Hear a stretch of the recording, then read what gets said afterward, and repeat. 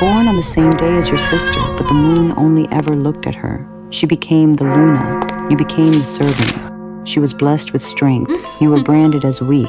And the boy you once dared to dream about, he's the alpha now. He's her mate. And when your wolf finally awakens, the bond doesn't point to freedom. It points to him, your worst nightmare, your fated mate. And he rejects you the moment your eyes meet. But what if fate refuses to let go? You were born under the wrong moon. From the first breath you took, the world made it clear you weren't wanted. An Omega born to beta parents was already a stain, but your mother nearly died delivering you. And in their eyes, that made it your fault.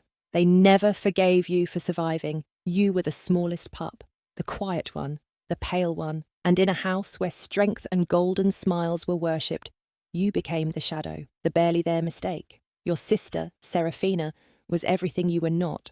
Born beside you, but always miles ahead. She shifted early, sparred better than the boys, smiled like the Luna in waiting everyone believed she was. She had the sun in her hair and the sky in her eyes. People stared at her like she was their future. They barely glanced at you. You had nothing to offer except silence and service. While Seraphina led training runs, you scrubbed blood out of uniforms. When she dined at the Alpha's table, you washed her empty dishes. You were invisible unless someone needed a target. Even your body betrayed you. Your skin burned under the sun. Your eyes flinched at brightness. You wilted where Seraphina bloomed.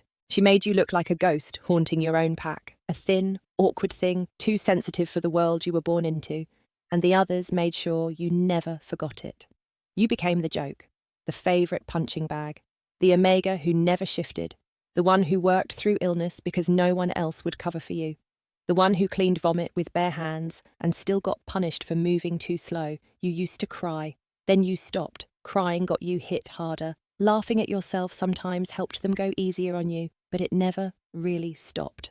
The bruises came whether you flinched or not. Lucien didn't lift a hand against you, but he didn't have to. He was your alpha now, ever since his father stepped down. He watched when others shoved you and said nothing. He let it happen, standing like a statue while you curled under fists. Sometimes he'd speak afterward, and that was worse. Useless Omega. Disgusting. Maybe if you weren't so pathetic, I'd stop them. He never did. And you learned not to hope. But somewhere under all the pain, you still kept one fragile, flickering thing. A single dream too stubborn to die. Your mate. You were nearly 18. Just days away from adulthood, from shifting, from finding the one the moon goddess made for you.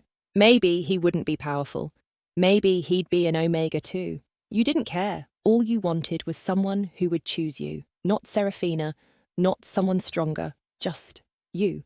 You imagined it constantly, a hand held out without cruelty, a voice that didn't sneer, eyes that didn't flinch at your scars. You dreamed of someone who would say your name like it mattered. Your name, not Seraphina's.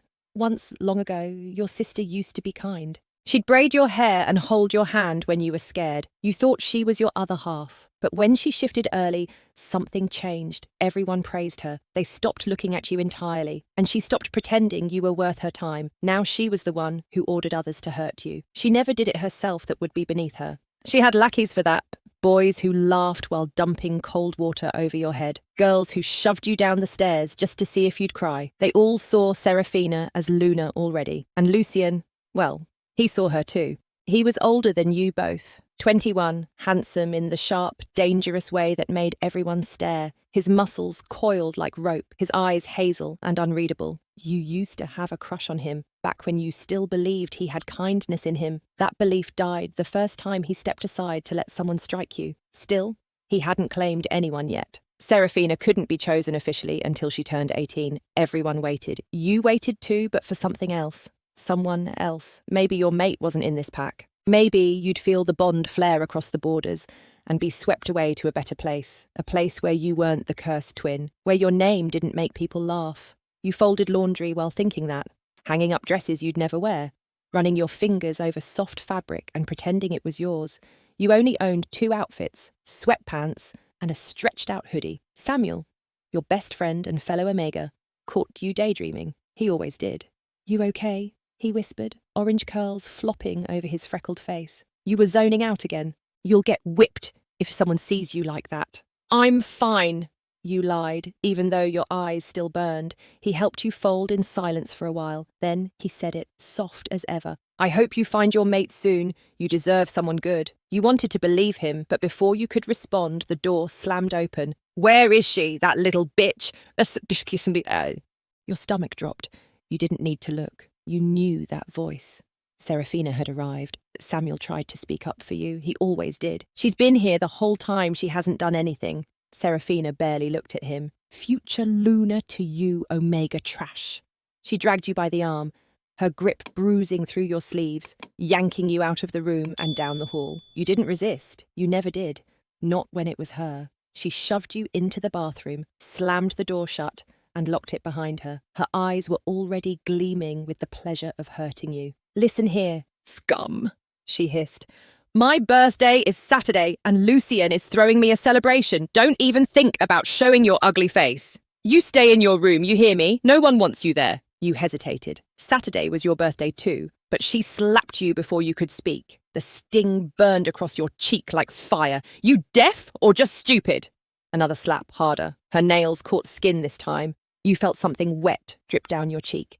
I understand, you whispered, voice shaking. She punched you in the stomach without warning. The air left your lungs. You collapsed to your knees, wheezing, trying not to cry. Serafina laughed. That's where you belong? On your knees, looking up at me. She walked out without another word, leaving you on the cold floor, your breath coming in short, pained gasps. You crawled to the sink, washed the blood from your face, and stared at your reflection. You looked like nothing, bruised, hollow, filthy, but still alive. You whispered to yourself, endure, just a little longer, you'll be loved soon. You pulled your hoodie tighter and stepped back into the hallway. And there he was, Lucien, tall, still, watching. You dropped your eyes immediately. Greetings, Alpha. He didn't speak, just stared. You stood frozen, willing your breath to stay steady. He always made you nervous, but this silence was worse than usual. Then, barely audible, he laughed. Know your place. I guess you're finally learning. He stepped closer. His scent wrapped around you, clean and sharp, like pine and cold air. It filled your lungs before you could stop it. I hate weaklings, he muttered. But at least you Omegas know how to clean and cook. That's all you're good for. You keep the floors shining and the meals hot. That's your place. His hand lifted to your chin. He forced you to look up at him. You hated how handsome he was. Hated the way your body reacted to his touch, hated the way your heart sank when you saw nothing in his eyes but cold calculation. You'll never climb out of that pit you're in. Don't even dream about it. If you ever find a mate, pray he's just as low as you. Otherwise, rejection will be the least of your problems. Then he let you go, dismissed you like a servant. You stood still for a second after he walked away, your chest tight, your eyes hot. What if he was right? What if no one would want you? What if your mate looked at you the way he just did and said no? You ran. You didn't know where only that you had to get away from Serafina's sneer, from Lucien's voice, from every whisper and bruise. You ended up at your secret place, a rock by the riverbank, hidden behind thickets and silence. You curled there, knees to chest, and let the sobs come. Let them shake through you like a storm. You cried for the girl you used to be, for the one who believed Serafina would always protect her, for the one who used to sneak glances at Lucien, imagining what it would be like if he smiled at you, for the one who still dreamed of being loved. By the time the tears stopped, the sky had turned dark. You tilted your head back and stared at the stars. The moon glowed above like a promise. You wanted to believe it still had something to give you. Maybe your mate was out there tonight, breathing under the same sky, waiting like you. You sat straighter and whispered, please, just let him be kind. Let him want me. Because you were tired of surviving. You wanted to matter to someone, even just one person. You climbed off the rock, your legs stiff, and walked back home. The house was quiet. Serafina wasn't back yet.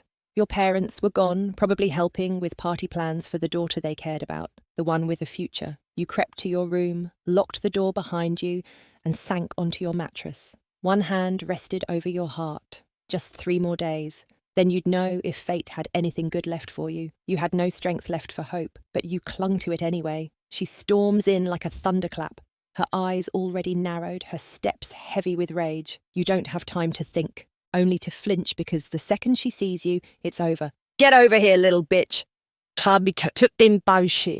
You back up, Just a step. But her hand snaps forward like a whip, seizing your arm. Her nails cut through your sleeve and dig into your skin. It's not the pain that stings, it's the humiliation, the way her presence consumes the room, the way your instincts scream to submit. Be Beta Seraphina, Samuel tries, voice trembling. She's been here the whole time, I can vouch. Shut up, she spits, not even looking at him. That's future Luna to you, Omega trash. You shoot Samuel a desperate look, don't follow. You don't need him getting punished too, and then you're yanked out of the room, your shoes scraping against the floor as she drags you away like a bag of garbage. No one wants to claim. You know where she's taking you. You've been there before. The door slams behind you. The lock clicks. Her voice drops an octave, venom sweet in her throat.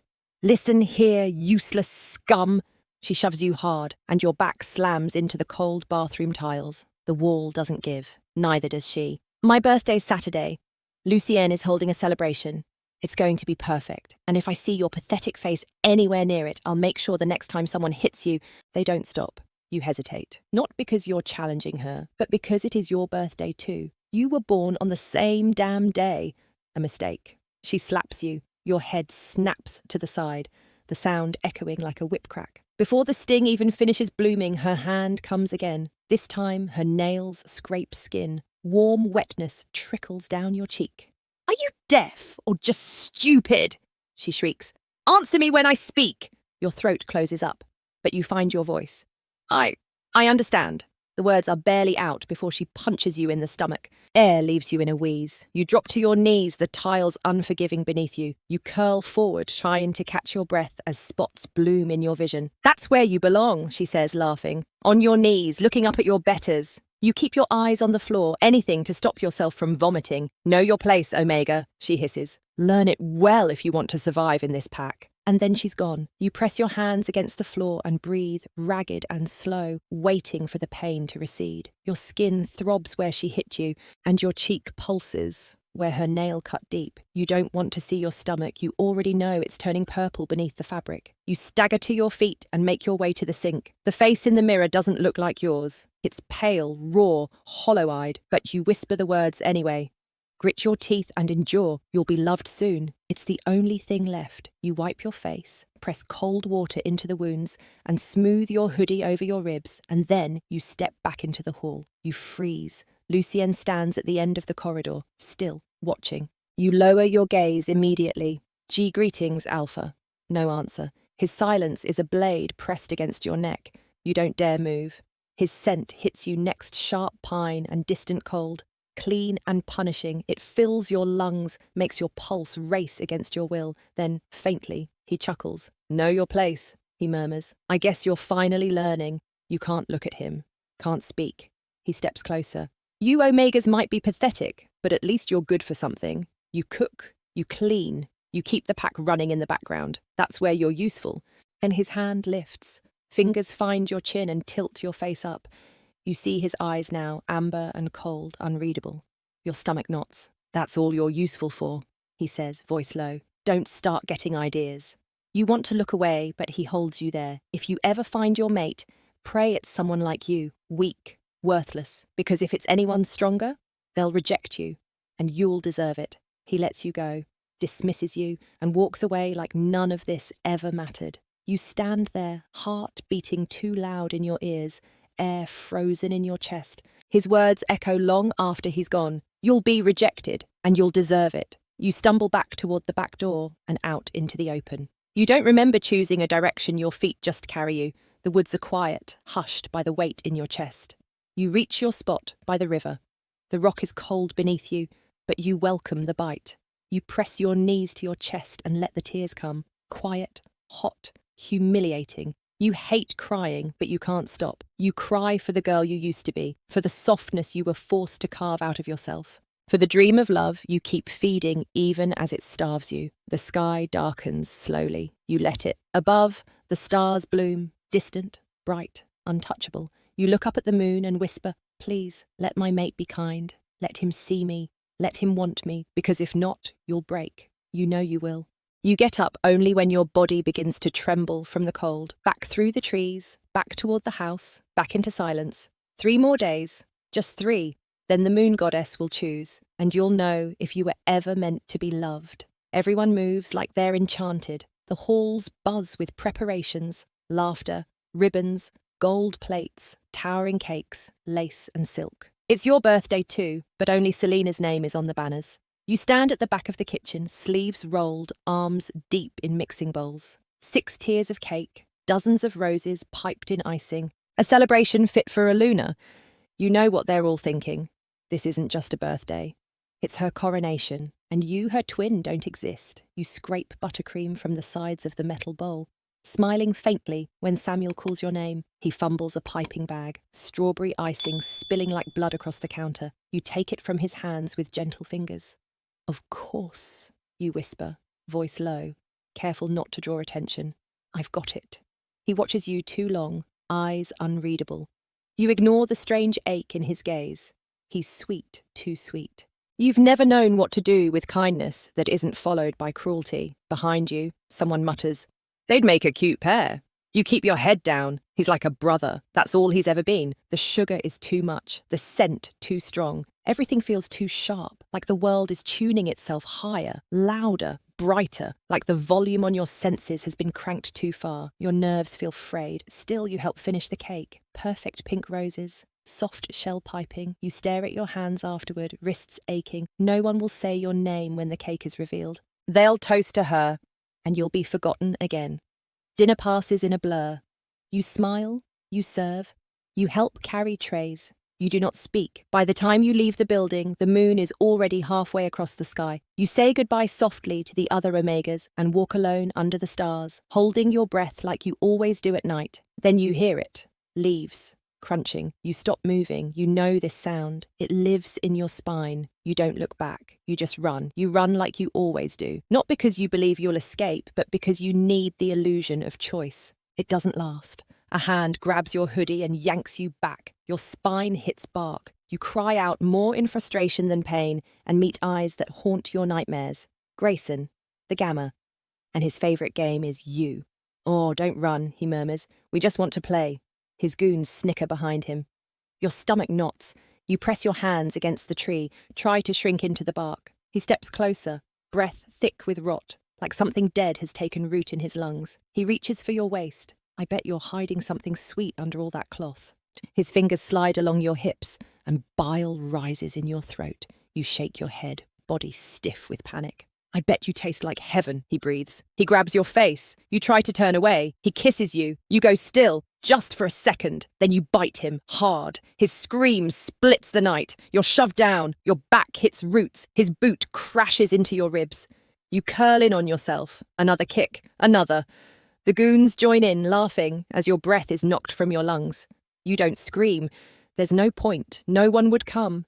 Pain blooms. Your cheek. Your arms, your sides. You try to protect your stomach. You've learned where the bruises hurt worst. Eventually, they stop. You don't know how long it lasted. Could have been minutes. Could have been years. "You seduced me first," Grayson snarls, spitting on the ground beside your head. "Fucking Omega slut." They leave. You don't move for a while. The night sky spins above you, blurry with tears. You wonder if this is the moment you die. You wonder if that would be easier. Eventually, you drag yourself to your feet. Every step is agony.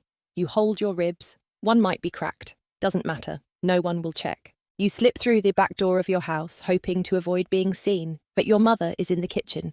She looks at you, bloodied, bruised, breathless. She turns away without a word. Of course. You limp to your room and lock the door behind you. You crawl into bed, curl into the smallest shape you can manage, and hold yourself like that will keep you whole. You whisper to the darkness, "Please, moon goddess. Please let my mate find me. Please let him love me. Please." You fall asleep on a prayer. You wake in the dark, every part of your body screaming. You try not to move too fast. Even breathing hurts. Your ribs grind against each other. Your lip is split. Your shoulder throbs. You don't remember how long you laid outside after they finished, only that the cold had settled into your bones like frost. You try to sit up, and your breath catches. Not from the pain, though that's still there. It's from the reminder. Grayson's face, his hands, the spit in your hair. The word slut ringing in your ears. You bite your own knuckles to keep from crying out. This is your birthday. Not that anyone will say it, not that anyone will care. You glance at the clock. It's early, but already you can hear footsteps downstairs, the clatter of kitchen pans, voices preparing for the big day, her day, Serafina's birthday, your twin. You force yourself out of bed, wash the blood from your face, brush your hair to hide the bruises along your cheek, tuck your hoodie tight around your ribs to keep from folding over when you move. You almost forget to breathe when you open the bedroom door and see your mother at the top of the stairs. She looks at you, her eyes pause on your face, your split lip, the stiffness in your walk. Then she looks past you, like you're a smudge on a window. You're late, she says. You nod, because what else is there to say? Downstairs, the house is packed, trays of fruit, piles of gifts, decorations in gold and white. There are wolves from other packs arriving. Important ones, high-ranking, everyone laughing. Everyone waiting for her. You carry plates, you clean dishes, you nod when told to smile more. You avoid eye contact with Grayson when he walks in, smirking like nothing happened. His knuckles are bandaged. You look away before you vomit. The hours blur. You keep glancing at the door, wondering, hoping that your mate will walk in, that your wolf will stir, that this agony will have an end point. It doesn't. You serve Serafina's cake. They cheer. You slip out the back door before they can ask you to sing. Outside, the wind is cold and sharp, but it feels better than inside. It doesn't look at you like you're filth. You lean against the fence, eyes scanning the woods. Still nothing. No pull, no glow, no sign. Maybe the moon goddess forgot you too. You hear laughter behind you, Serafina's voice, loud and bright. You want to hate her. You want to envy her, but mostly you just feel empty.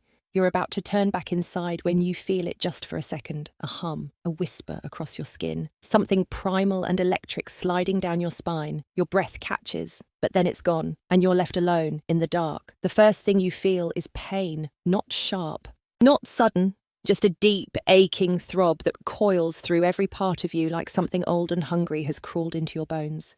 You curl tighter beneath the blanket, expecting the cold. But it's not cold that wakes you.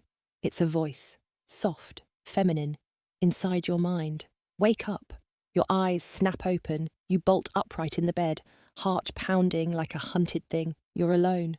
Your room is still, empty. The windows are cracked with sunlight. Nothing has changed except everything. You freeze. That voice again, gentle this time, reassuring. Don't be afraid, I won't hurt you. Your lips part. You whisper, barely audible. Who's there? My name is Naomi. I'm your wolf. The words freeze the air in your lungs. You stare at your hands like they'll give you answers. A wolf? You swallow hard. I have one. The words feel broken, like they're made of glass. You're really mine. I've always been here, waiting. You just needed to be ready. You press your hands to your chest. A warmth pulses beneath your ribs, deep and strange, but alive. For the first time in years, something inside you doesn't feel hollow. I'm not useless, you ask, quieter than breath. You never were. Tears pool in your eyes before you can stop them. You choke on a sob, curling your knees to your chest, whispering thanks to the moon goddess, to Naomi, to anything listening. We have a big day, Naomi murmurs. We need to go. He might be near. He, your mate. You go still again. Do you really think he's close? I know it.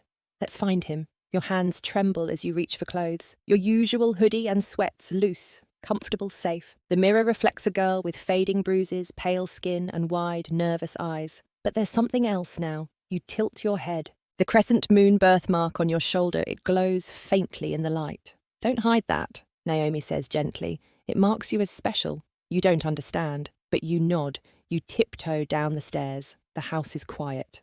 Your parents are gone, probably celebrating her, Selena, the favoured one. The golden twin. You step outside, and the world punches you in the face. Colour, scent, sound. Everything is louder. The green of the grass burns bright. The sun tastes metallic in your mouth. You can smell cake frosting from 2 blocks away. Your nose twitches. You gag on perfume. You blink too fast, and it feels like the world shivers. Everything's sharper now, Naomi whispers.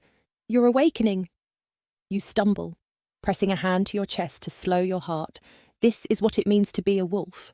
You wander toward the pack house, drawn by the pull of sound and scent and something deeper. Naomi's energy is restless now, like she's pacing inside your mind. Closer, just a little closer. You hesitate at the edge of the clearing. The party is in full swing. Balloons, laughter, music that grates against your teeth. You shouldn't be here. Selena said so. She made it very clear, but your feet won't stop. You slip between trees, heart hammering like it wants to escape your chest. Then you feel it. The shift. Something slides across your skin, electric and primal. Your knees weaken. Your fingers curl.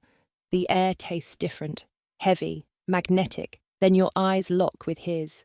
Lucien, Alpha, Selena's boyfriend, your mate. You don't breathe. You can't. His eyes, those hazel eyes, lock with yours across the clearing, and the world narrows to nothing but him, Lucien, the Alpha, the one who looked through you 100 times like you were fog on a window, and now his gaze doesn't leave your face. Your stomach twists. You feel Naomi stir inside you again. Her voice, electric. He's here. That's him. That's our mate. Your chest tightens. You want to collapse or scream. But your legs turn and you run. You don't remember the first step. Just the rush of air as trees blur past. Your heart pounds in your throat. You don't know if you're running towards something or away, but you run anyway. Your feet slip on leaves. Your breath scrapes in your lungs. Naomi howls inside you, not with pain, but something raw and wild and wanting. Don't run from him. We're meant for him. You stop only when your knees give out.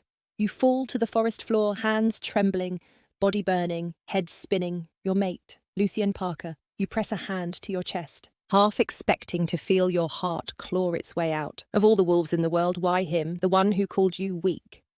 The one who never stopped the beatings. The one who stood there while others broke your body like it meant nothing. You squeeze your eyes shut. You whisper Naomi's name. But all you hear is her sigh. Not disappointment, not anger. He's still ours. You can't change that. You curl tighter. You want to disappear into the soil. You wish the moon goddess had made a mistake. You wish it were anyone else. Anyone but the one who would rather see you bleed than smile. He's coming. You freeze. Naomi doesn't say it aloud, but you feel it. That tug, that scent, fresh pines, frost, musk and power. You feel it in your spine before you hear the footsteps. Each one closer, slower, deliberate. You turn your head and he's there, Lucien, closer now. Breath ragged, eyes no longer hazel, but glowing amber gold. You see the battle in his face. You know that look. You've worn it yourself trying to deny what can't be changed. He stops just feet away, staring like he's seeing you for the first time. Your knees push against the dirt. Your body won't rise. Then he growls, low, hungry, something possessive. Mate! Your breath shatters. He crosses the distance and grabs your wrist, gentle but firm. The sparks erupt instantly, fire beneath your skin, heat surging down your arm. You flinch. He pulls you closer. His nose brushes your neck. Your skin tightens. Your breath catches. You smell like... His voice trails off. You feel his hand tremble. But then something shifts. The warmth in his grip fades. The scent of want turns to something colder. He pulls back just enough to meet your gaze. And you see it. Recognition, followed by disgust. You're not Sonny. You flinch like he slapped you. He lets go of you like your skin burns him, takes a step back. His eyes shift. Amber recedes. Hazel returns, and they narrow. No, he mutters. No, no, no. You can't speak. You don't know how to move. He laughs. Sharp. Broken. Cruel. You're my mate. His tone is pure mockery now. You? The Omega? The pack's pathetic little stain. You can't breathe. Your lips part, but no sound comes. He cuts you off. It doesn't matter, he snaps. I already chose Selena. She's my Luna, not you. Each word cracks your chest open wider. I, Lucien Parker, Alpha of the Moonlight Pack, reject you reign as my mate and Luna. You fall to your knees. You feel the bond snap. Not like string. Like bone, pain roars through your chest. You scream without sound. Naomi howls in your mind, raw and wounded, then silence. Everything stops. The forest spins, and you collapse. You run until your legs can't hold you. Branches tear at your arms. Thorns claw your skin, but you don't stop. You don't look back. You don't dare. His voice still echoes in your ears. I, Lucien Parker, reject you. You trip on a root and tumble, hitting the ground hard. You curl your body to protect your ribs. Leaves crunch beneath you, the slope giving way beneath your weight. You roll and crash into wet soil, chest heaving, arms scraped raw. You stay down. The forest spins. Naomi's voice trembles inside you. Why did you run? He's our mate. You bite your lip to stop the scream rising in your throat. It burns anyway. He's Selena's boyfriend, you whisper aloud, voice cracking. He's the alpha. I'm nothing. It won't ever work. Naomi goes quiet. You wrap your arms around your knees and squeeze until your ribs protest. You don't want to cry. You're tired of crying. But the pain won't stop. Not just the fall, not just the bruises, the snap inside your soul. It still throbs, like something sacred has been severed. Was this your punishment? The thought slithers in. For being born wrong, you hear it before you smell it, leaves crunching. A breath held too long. Then his scent, cold pine and dark earth, floods your lungs. Your muscles tense. You don't lift your head. You don't dare. Naomi stirs. Mate. He came for us.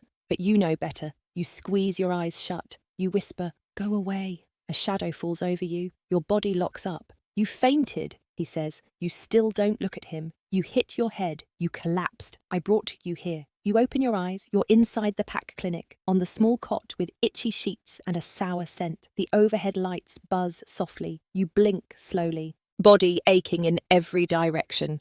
Lucien stands by the door. He isn't looking at you anymore. His arms are crossed, his jaw set tight. His scent is everywhere. You shift and wince. A headache pulses behind your eyes. You try to sit up, but he steps forward, forcing you to lie back down. Don't move. You're still weak. His voice is clipped, cold. You search his face but find no warmth, only fury and something worse, fear. Not fear for you, fear of what this bond means. I didn't ask you to bring me here, you whisper. He doesn't reply. You force yourself to sit anyway. I'm fine. You're not, he snaps. You collapsed from the bond break. You were unconscious for almost an hour.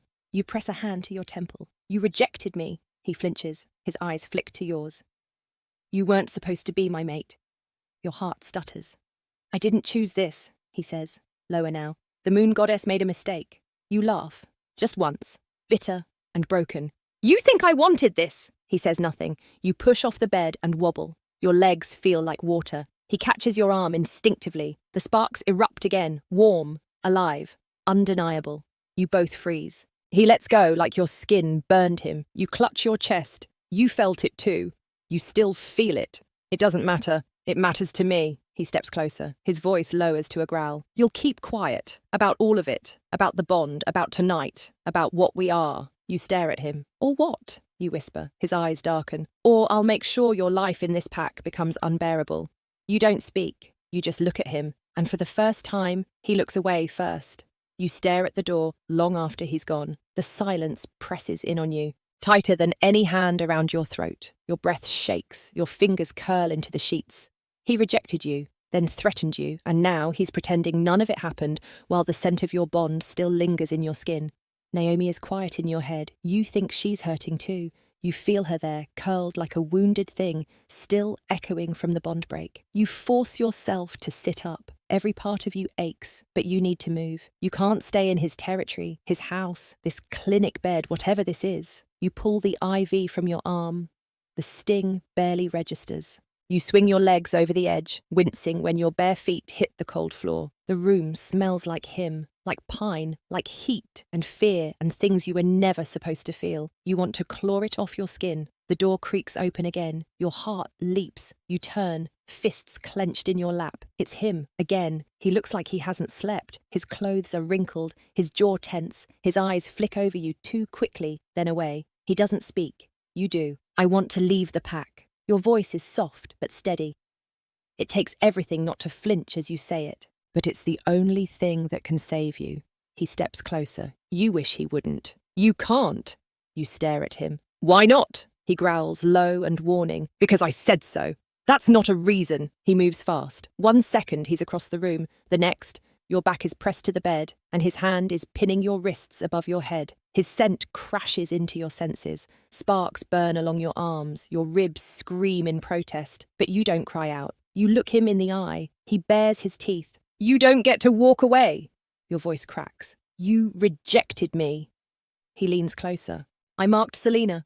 I made her my Luna. That's done. Then what do you want from me? His eyes flicker. For a second, they're golden, Silas. But they fade. He lets go. You scramble upright, hand pressed to your chest, breath ragged. I don't belong here, you whisper. You made that clear. You belong to this pack. You shake your head. No, I belong to myself. That stops him, only for a heartbeat. Then his rage surges again. If I hear you're planning to leave, if I even sense it, I will lock you in the dungeons. You go still. You've never seen the dungeons, only heard stories. They say wolves go in and come out broken or don't come out at all. Why are you doing this?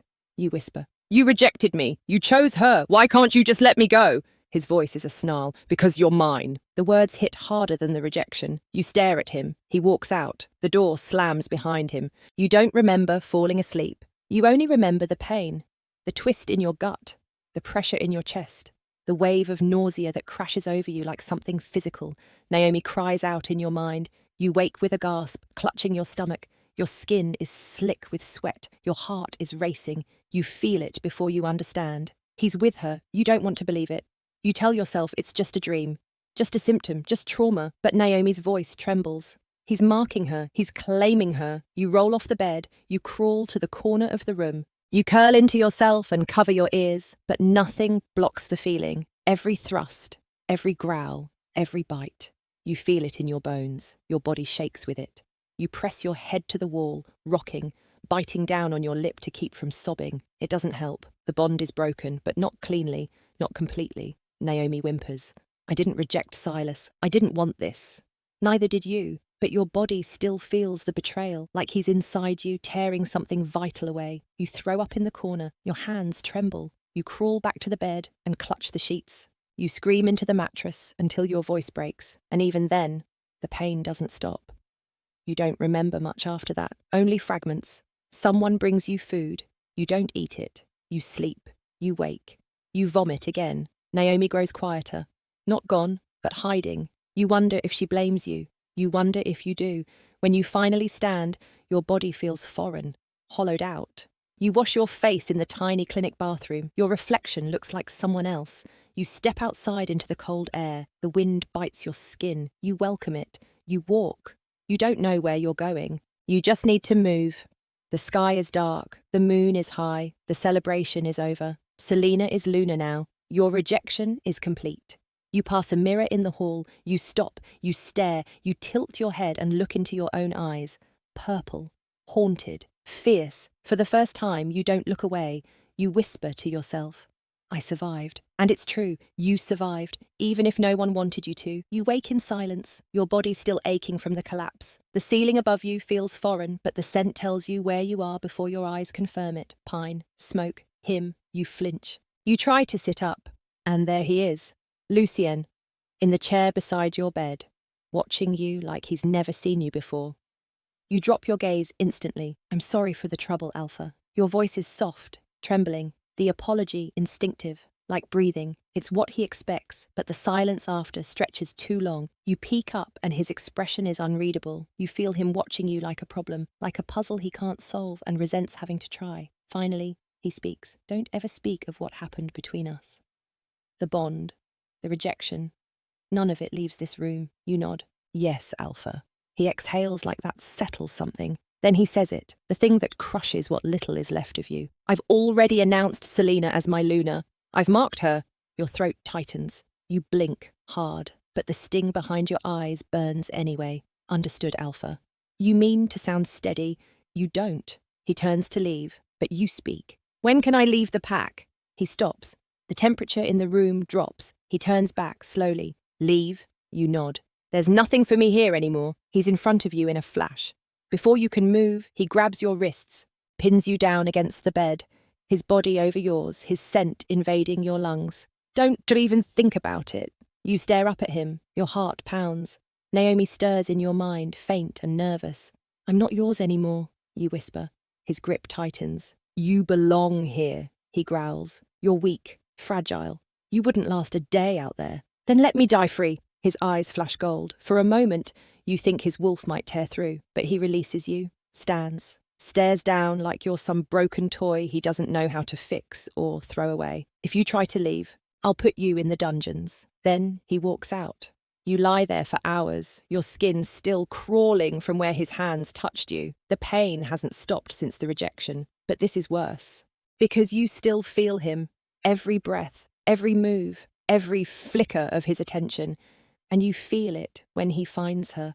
Naomi whimpers inside your head. You feel it the moment he starts, the moment he touches Selena. You feel every thrust, every growl, every bite. The bond was broken, but not clean, not fully. You curl on the bed, covering your ears, even though sound isn't what hurts. It's the pull, the echo, the claiming. He marks her, he chooses her, and your body burns with the memory of what could have been. You cry until your chest aches, until your breath hiccups in gasps, until your voice is gone. Naomi's voice is soft. It will pass. You'll survive this. You're not sure you want to. The next morning, your body moves like it's wrapped in ice. You clean, you cook, you avoid mirrors. Selena walks past you in the hallway with Lucien's mark red and raw on her neck, and your knees nearly buckle. You taste bile. You don't look up. She doesn't speak, but you know she knows. Everyone knows. He made it official. You are the shadow she left behind. You try not to exist. You move through the pack house like smoke, silent, invisible, slipping around corners before anyone can see you. You clean floors. You fold linens. You scrub bathrooms that Selena never dirties herself. She doesn't touch anything anymore. Why would she? She has attendants, an alpha mate, a lunar title. You're not even a shadow in this place. You're the space beneath the floorboards. You hear whispers when you walk into a room. She looks paler than usual. Why is she still here? I'd kill myself if I got rejected like that. You pretend not to hear, pretend not to care, but inside, Naomi is quieter than ever. Her voice is soft, weak, distant. You try to reach her, you try to draw her out, but she won't come. You think she's mourning. You think part of her is still bonded to Silas, and the rest of her is protecting you from the pain, from the truth, from yourself. You survive the next few days in pieces. You don't eat much. The nausea is constant. Every time Lucien and Selena share a kiss or a touch or disappear together. You feel it, you don't see it, but your body does. Your wolf does. You clutch your stomach at night, curled up on the cot in your closet-sized room, feeling every mark he makes on her skin like it was etched into yours. You thought rejection would end the connection. It didn't. Not completely. You're carrying laundry up the stairs when you hear his voice. Lucien, at the top of the hallway. He's arguing with Beta Alec, something about a patrol schedule and rogue sightings. But then he sees you. You lower your gaze immediately. You step to the side, but instead of passing, he stops. Your arms tighten around the laundry. You smell him before he speaks. That same pine and frost scent, the one that haunts your dreams. Still here, he mutters. You nod, barely. You wait for him to walk past. He doesn't. Instead, he reaches out and pulls one of the folded shirts from your stack. It slips, falls to the floor. You crouch to pick it up. He speaks low, too soft for anyone else to hear. I smell you at night. Your hands freeze on the fabric. He doesn't stop. I hear your voice in my dreams, even after I mark her, even when she screams my name. You can't breathe. You stand quickly, clutching the shirt to your chest. He steps closer. I told you to stay out of my head, he says, blaming you for a crime you never committed. Your voice is barely a whisper. I'm not doing anything, he snarls. You flinch, the scent of his anger like sharp wood smoke. He leans in. I'll fix it, he growls. I'll breed it out of me. Your eyes snap to his. What? I'll put a pup in her, then maybe my wolf will forget you. Your stomach turns. He steps back, straightens his collar, adjusts his belt like he hadn't just threatened to erase you from his instincts. Then he walks away, and you finally let yourself collapse to your knees. The next morning, you're summoned to the Luna's quarters. You know what this means. You know what she wants. Your hands shake as you knock on the door. Come in, Selena's voice sings. You enter. She's lounging on a white chaise in her silk robe, brushing her perfect hair, a cup of something steaming on the table beside her. Daisy, she says sweetly, there you are. You bow your head. Luna, she sighs. Please, we're sisters. You don't have to be so formal. You keep your mouth shut. She smiles. I have a special job for you. You brace yourself. You'll begin serving Gamma Granson personally, starting tomorrow. The blood drains from your face. You step back. Luna, please, she stands. Your body reacts instinctively, curling in on itself. I said, she cuts you off. Voice sharp now. You will serve him. He's important to this pack, and I can't have you freeloading forever. You're shaking. She walks closer. You should be grateful. A nobody like you being of use to a Gamma. That's an upgrade. You fall to your knees. Please, you whispered, please not him. He's not safe. She rolls her eyes. You're so dramatic. You've always been. I'm begging you, you cry. Don't give me to him. She grabs your chin and yanks your face up. He wants you. You should be flattered. You sob. She throws your face aside with a sneer. You'll do as you're told, or I'll have Lucien drag you there himself. She turns, dismisses you like trash. You don't move. She opens the door and gestures. Go, and don't come back until you're useful. You rise, trembling, and as you leave, you feel something inside you crack, not break, not shatter, just shift, something dark, something quiet, something final. You don't eat, you don't sleep, you just move. Selina is Luna now, and the world rearranges itself to suit her. The air tastes more bitter, the walls close in tighter, the pain in your chest feels permanent, the rejection still echoes in your bones. Even Naomi is quieter now, her voice a whisper behind all the noise in your body. You scrub plates at the sink like you're scrubbing the memory of his hands off your skin, like you can erase his scent from your lungs, but it's still there, pine and smoke seared into your bloodstream. You turn your head too slowly when she says it. Hey, bitch! Selina. You stiffen. She's already in the room, walking like the kitchen belongs to her, which maybe it does now. Her hair is flawless, her skin glowing, her neck marked by him. His claim is burned into her flesh. She makes sure you see it. There you are, she says with that sugar venom voice. Missed your chores again.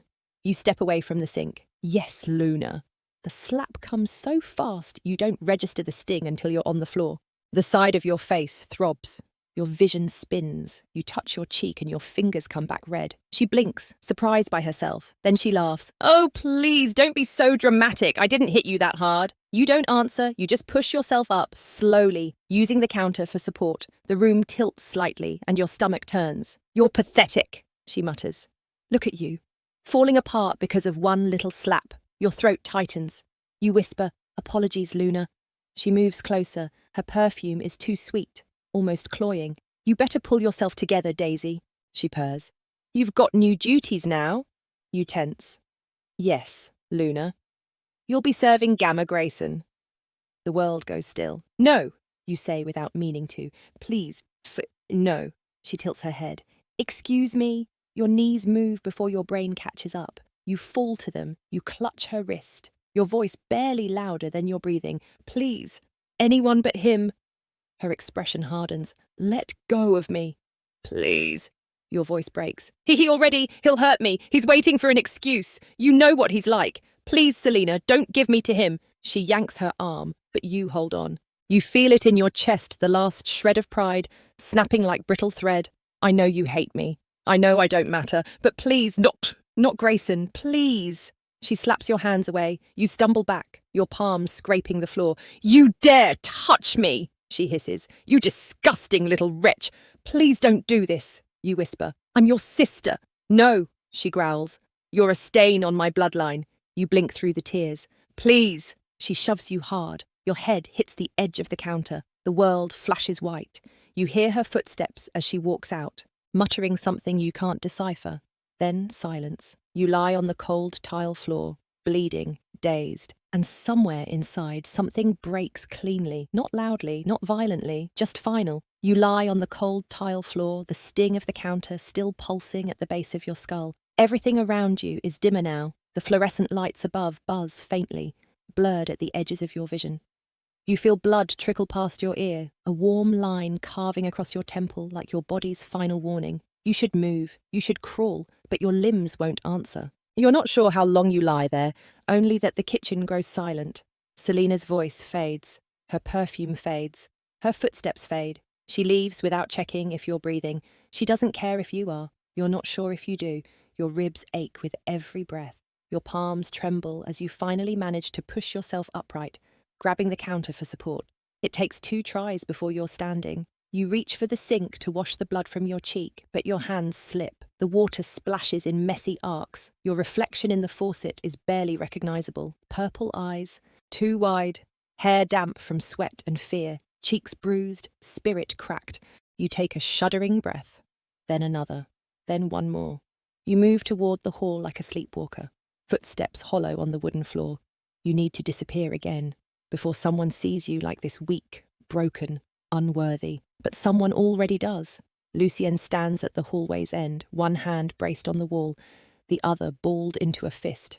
You freeze. He sees your face. The bruise, the blood. You don't explain. There's nothing to say. You already know how this ends. You look like hell, he mutters, low. You drop your gaze. Yes, Alpha. He steps forward. You can smell the scent of Selena on him, sweet, sharp, artificial.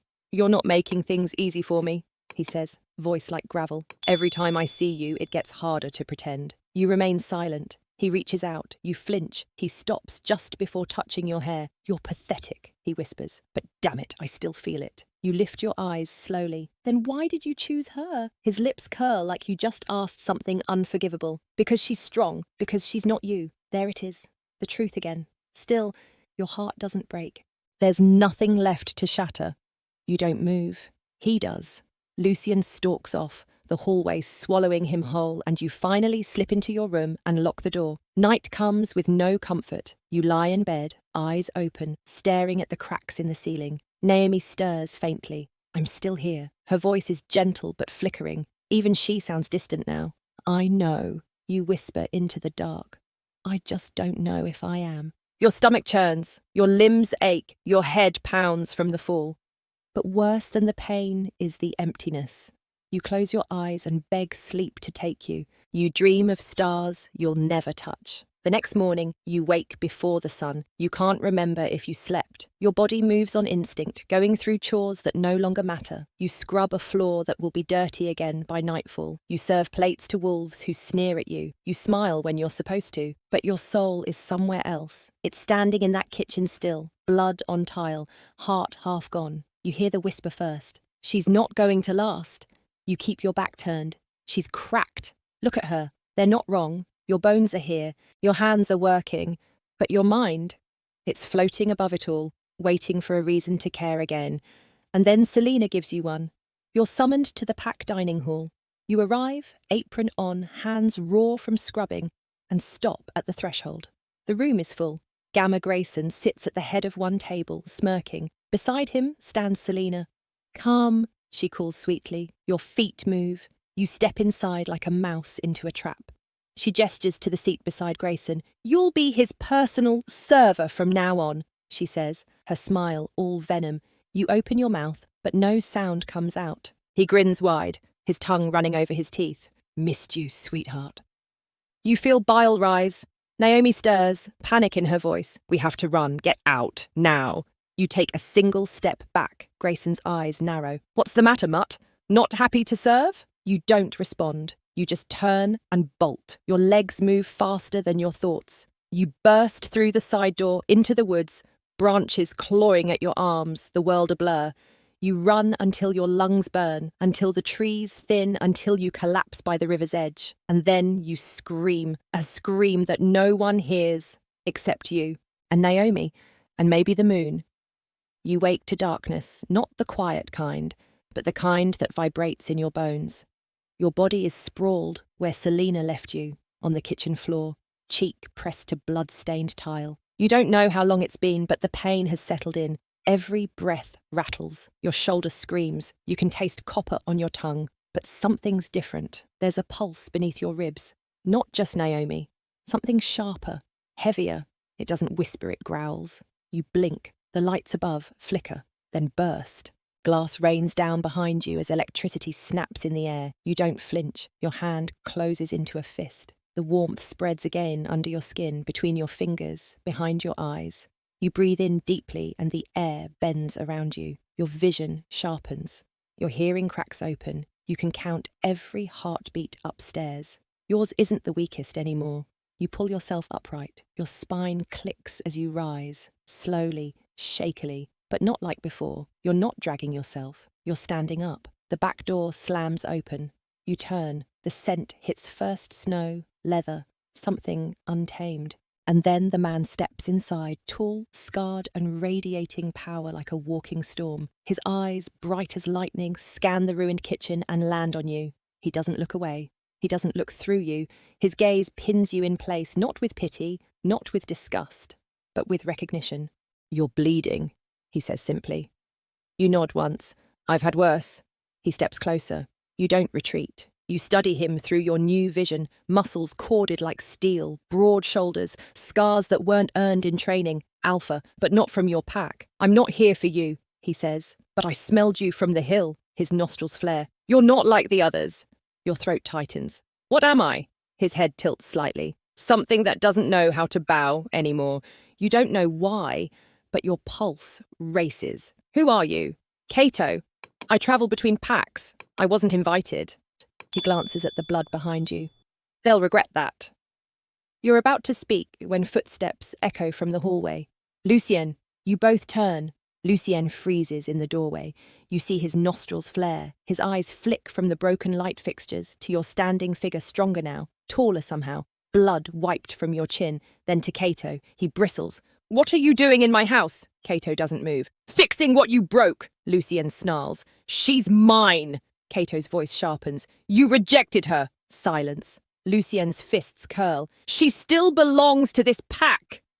She doesn't smell like she belongs to anyone anymore, Lucien growls. Get out. You step between them, and for the first time, neither of them moves you. You speak clearly. No one owns me. Cato's lip lifts in something between approval and challenge. Lucien's eyes burn, but he doesn't touch you. He doesn't dare, because something's changed, and he can feel it too. You wake again, not to silence, but to breathe your own, deep and steady, not shallow, not shaking. The cold tile is gone. In its place, coarse fabric beneath your back, warm air brushing your skin, moonlight drifting through slatted wood. You don't know where you are, but for once, you don't panic. Your limbs answer you, your bones feel solid. There's no noise inside your head, no Selena, no Grayson, no Lucien's threats echoing through your memories. Only one voice now, yours, and something else, something new. Not Naomi, not the trembling, guilt-ridden echo of your old wolf. This one breathes like frost and steel. Her presence sits beneath your ribs, quiet but unmistakable. You sit up slowly, eyes adjusting to the cabin's dim interior, and then you see him. Cato stands by the window, arms folded, jaw tight, still, watching. The scent of pine and storm clings to him, stronger than any alpha you've known, but colder, wiser. You're awake, he says without turning. You nod, then realize he can't see it. Yes, you were out for hours. Where are we? Safe. The word isn't warm, but it doesn't have to be. You rise from the bed. The aches are still there, but dulled. Your skin tingles. You feel raw, but not weak. You stretch your arms and something clicks into place, like a part of your body just remembered it was allowed to exist. He turns toward you, finally. You shifted before you blacked out. You blink. What? Only partially, just for a second. His eyes narrow. She's awake now. You wrap your arms around yourself. She's not Naomi. No, he agrees. She's older, stronger, built for something this pack never gave you. You swallow hard. What does she want? He holds your gaze. What you've always wanted, to stop being hunted. The first few days are a blur of quiet and clarity. Cato doesn't press you, doesn't talk much. He watches, brings water, builds fires. You train, not in combat, not yet. He teaches you how to listen, to breathe without flinching, to sit still without waiting for the next blow. The second wolf doesn't speak in words, but she hums beneath your skin. Her calm is terrifying, unbreakable. Naomi is still there. You feel her retreating, not in fear, but in respect. She was your defense, the second one. She's your weapon. You shift completely on the 5th day. It's like being born again, not broken, not clawing. You rise on 4 legs, taller, faster, darker than anything you've ever seen in a pack mirror. Midnight fur, eyes that reflect not just light, but intent. She moves like she's danced in war. Cato watches from the edge of the clearing, arms crossed. She's magnificent. You shift back without shame. Your breath comes fast, but you don't collapse. You don't hide. He tosses you a blade. You catch it. The training turns brutal quickly. Cato doesn't go easy. He pushes you through rivers, through cliffside climbs, through blindfolded scent tracking. You fall. You bleed. You get up again. And every time you rise, she rises with you. The second wolf doesn't whimper. She waits. She builds, and when Cato draws blood for the first time in a spar, she surges to the surface and shreds his shirt with one swipe. He laughs not out of mockery, out of pride. You're ready, he says. You already knew. One night, you're lying on the roof of the cabin, staring at the stars. The world is quiet again. Not threatening, not full of hidden footsteps, just air and possibility. Cato climbs up beside you, says nothing for a while, then, "They'll come for you." You nod. "I know." Lucien will try to reclaim what he threw away. You sigh. "He can try." He turns his head. "You'd stand against your own alpha?" You smile faintly. "He's not my alpha anymore." He doesn't smile back, but he doesn't argue. The silence between you is heavy but not uncomfortable. Eventually, he speaks again. "There's something in you they feared. That's why they never let you grow." "I know," you say, his eyes narrow. "You're not a Luna." You tense, but then he adds, "You're something older than that." You meet his gaze, and for the first time, the idea doesn't frighten you. It fits. The next morning it happens. Lucien arrives. Not alone. 2 warriors. Their stances sharp, their scents familiar. You stand in the clearing, arms bare, back straight, as they step into your sanctuary like they still have rights. Lucien looks at you, and you see the shift in his face instantly. You are not the girl he cast aside. He sees it, he smells it, and it terrifies him. "You've been training," he mutters. You nod. "Yes." "With him?" You glance at Cato. "Yes." Lucien's eyes flash. "Come home." "No. You don't get to choose. You cut him off." "I do now. You're part of my pack." "Then why'd you try to break me?" His jaw clenches. Cato steps forward. "She's not property," Lucien snarls. "Stay out of this." But his growl lacks its usual weight, because you're not standing behind anyone. You step forward, close enough that he has to tip his chin down to look at you, and even that seems to pain him. "If you lay a hand on me," you say softly, "you'll see what she can do." He stares at you like he doesn't recognize your voice, because maybe he doesn't. The second wolf growls beneath your skin. She wants blood, but you don't give her that. Not yet. Lucien retreats, the warriors follow, and you are left with your breath, and your name, and your silence. But this time, the silence is power. You've been bruised, broken, and buried, but you're still here. No longer the forgotten twin. No longer the Omega that everyone pitied. The bond is gone, the pain remains, but so does something more. Power, control. A wolf reborn beneath blood and silence. Lucien fears you now. Selena envies you, and someone else stronger, darker, watching from the shadows. He sees you. The next time they reach for your throat, you won't be begging. You'll be biting. Season 2 is coming. Will you finally claim what's yours?